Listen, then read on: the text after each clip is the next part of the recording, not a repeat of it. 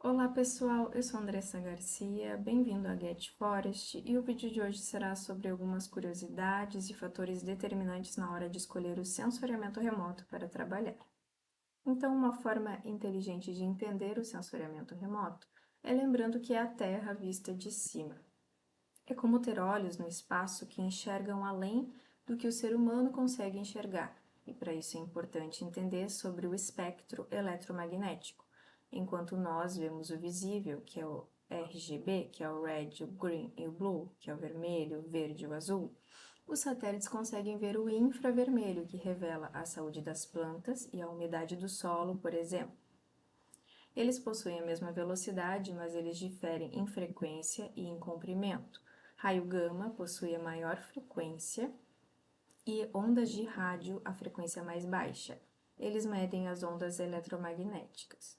Os raios ultravioleta, que conhecemos como UV, os raios X e os raios gama, são muito prejudiciais para os organismos vivos em razão das suas frequências serem extremamente altas, ou seja, eles emitem muita energia. Os raios gama de maior frequência e energia, eles são os mais prejudiciais, mas felizmente a nossa atmosfera absorve os raios gama do espaço, protegendo-nos dos possíveis danos. Algumas aplicações do raio gama. Por exemplo, em radioterapia, em esterilização de cosméticos e materiais cirúrgicos e algumas aplicações do raio-x, em medicina diagnóstica, em radiografia, em mamografia, em exames de densitometria óssea, por exemplo. E agora falando sobre ultravioleta. Algumas substâncias emitem luz visível quando são iluminadas com a luz UV, sendo denominadas aquelas que conhecemos como fluorescentes. Por exemplo, aqueles ponteiros de relógio que são pintados com essas substâncias, que faz com que a gente possa enxergar eles no escuro. Parte da luz solar que chega à Terra é radiação UV. Elas são responsáveis pelo bronzeamento da pele, por exemplo, e quando ocorre muita exposição, pode acontecer o surgimento do câncer de pele. A luz visível, que é visível pelos seres humanos, ela é emitida por fonte natural, como o Sol, e artificial também, como as lâmpadas. Sobre o infravermelho, todos os corpos quentes irradiam ondas eletromagnéticas na região do infravermelho. Por exemplo, os aquecedores elétricos, as lâmpadas, carvão em brasas, seres humanos e todos os animais de sangue quente. É o que acontece com os mosquitos, que eles conseguem detectar corpos emissores de radiação infravermelha e persegui-los em busca de alimento. Alguns satélites, como esse que eu deixei na tela, eles conseguem fotografar a Terra no infravermelho para detectar movimentações de corpos, lançamento de mísseis, erupções vulcânicas, por exemplo. Sobre as microondas, elas são usadas na comunicação com veículos espaciais, na transmissão de sinais telefônicos e de televisão, na orientação de aviões, no estudo da origem do universo, na abertura de portas de garagem, por exemplo. E sobre o forno micro-ondas, a absorção aumenta a agitação das moléculas de água presente nos alimentos, fazendo com que eles sejam aquecidos. A onda eletromagnética é absorvida pelas moléculas de água e então quanto mais água tiver um alimento, mais rapidamente ele será aquecido. Uma curiosidade sobre a micro-ondas, esse processo de aquecer alimentos com a micro-ondas ele surgiu em 1945, quando um engenheiro americano levou o equipamento para sua casa e percebeu que uma barra de um doce que estava em seu bolso começou a derreter quando ele ficava de frente ao tubo magnetron.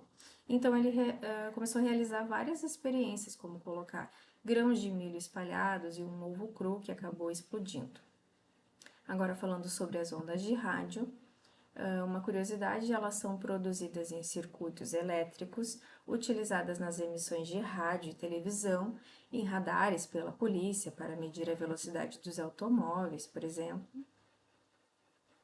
Então, dessa forma, resumidamente, é muito importante entender sobre a assinatura espectral que cada alvo emite. Cada alvo na Terra reflete a luz de um jeito único.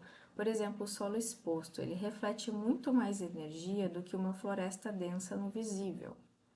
Eu deixei duas imagens aqui, uma do solo exposto natural e outra do solo exposto classificado em uma imagem de satélite, onde ela aparece com muito mais energia e muito mais nítida no visível. Uma curiosidade sobre a assinatura espectral. Os solos mais úmidos ou ricos em matéria orgânica, eles tendem a ser mais escuros para o satélite, porque absorvem mais radiação.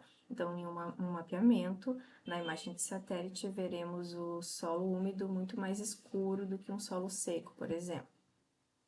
Uma aplicação muito importante do sensoriamento remoto é trabalhar com o processo de inundação, cheias, enchentes.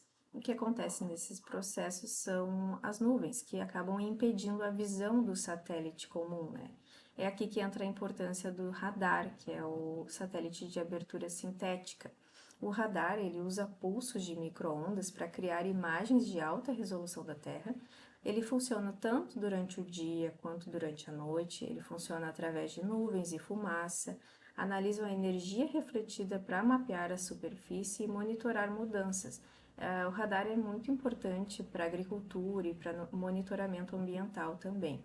Um exemplo de radar é o Sentinel-1 da Agência Espacial Europeia. E aqui eu deixei duas imagens que aparecem nitidamente as nuvens, impedindo os satélites comuns de verificar e analisar e poder fazer esses mapeamentos. Aqui eu deixei algumas imagens da cheia que ocorreu em maio de 2024 na região metropolitana de Porto Alegre, onde foi muito utilizado o sensoriamento remoto para monitorar e compreender aquela cheia que aconteceu no Rio Grande do Sul em 2024. Aqui eu deixei algumas imagens que mostram como um rio mudou seu curso em um período de 30 anos. As imagens foram feitas a partir da NASA entre 1988 e 2018. Os satélites utilizados para esse mapeamento foi o Landsat 5, Landsat 7 e as imagens mais atuais foram feitas com o Landsat 8. Uma curiosidade sobre o primeiro sensor remoto criado foi uma câmera amarrada a um pombo em 1907. Já hoje temos inúmeras constelações de satélites, como o Sentinel e o Landsat, orbitando a 700 km de altura e possibilitando esses mapeamentos. Outra abordagem muito importante utilizada no sensoriamento remoto é solo e cobertura, que é a digital da Terra. Muitas pessoas confundem solo com cobertura, igualando ambos, mas a cobertura é o que está fisicamente aqui, por exemplo, floresta, solo, chão, a água. Já o uso é o que nós, o ser humano, faz com a cobertura. Por exemplo, a agricultura, por exemplo, a reserva ambiental e áreas urbanas.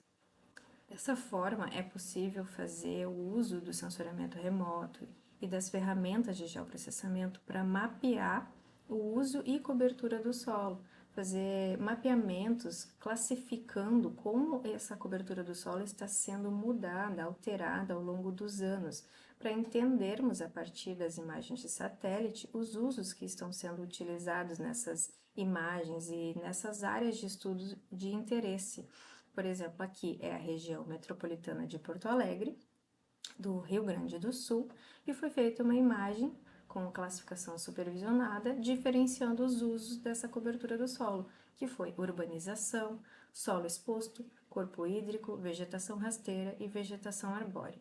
Mas além disso, muito mais do que classificar quais são os usos, também é possível aplicar inúmeros e diferentes índices, por exemplo, que foi aplicado aqui, que é o índice de vegetação por diferença normalizada, que possibilita calcular a necessidade de uma planta através de cálculos matemáticos entre essas bandas de cada satélite.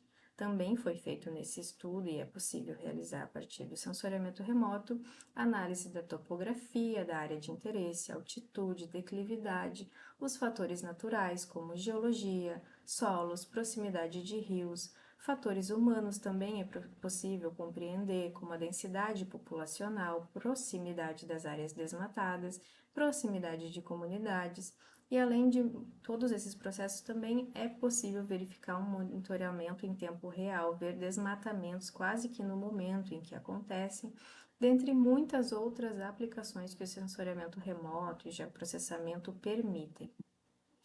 Nessa tela eu deixei a interface do software que eu utilizo, um deles, né, para fazer essas classificações supervisionadas, para inserir essas imagens de satélite, fazer essas manipulações de dados para obter todos esses resultados. Esse é o ArcGIS. E o vídeo de hoje foi esse, pessoal. Eu espero que você tenha gostado. Se você gostou, deixa o seu like, deixa o seu comentário. Se você tiver alguma necessidade acadêmica, pode estar entrando em contato comigo através do nosso Instagram profissional. Nós realizamos esses mapeamentos, essas orientações acadêmicas também. Eu também vou deixar aqui na tela o meu e-mail profissional, caso haja alguma dúvida particular.